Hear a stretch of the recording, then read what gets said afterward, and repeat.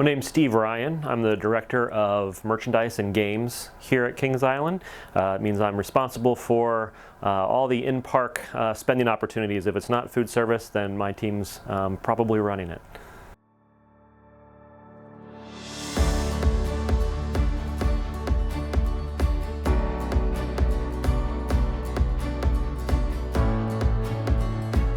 I started the park in 1992 as a games line associate, worked my way up in the games department into some seasonal leadership positions, and then eventually into merchandise.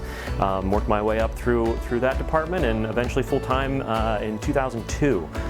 Been in my current position since 2016. Big part of my position has to do with developing merchandise and developing strategies for both the merchandise and games department.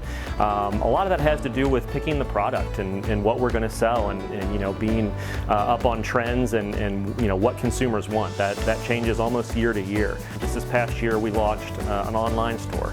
It's a completely different way of doing retail and a completely different way of sourcing product and looking for what consumers, not necessarily at the park on a given day, but all around the country. Might be folks who grew up at Kings Island and now are living in California, and they want that piece of nostalgia that we can provide for them. There's really no off-season at the park anymore. With the addition of Winterfest, the merchandise and games team were impacted, you know, huge within Winterfest. We do a lot for that event. So when you look at this, the operating days and what it takes to get open and get closed, there's not a lot of downtime.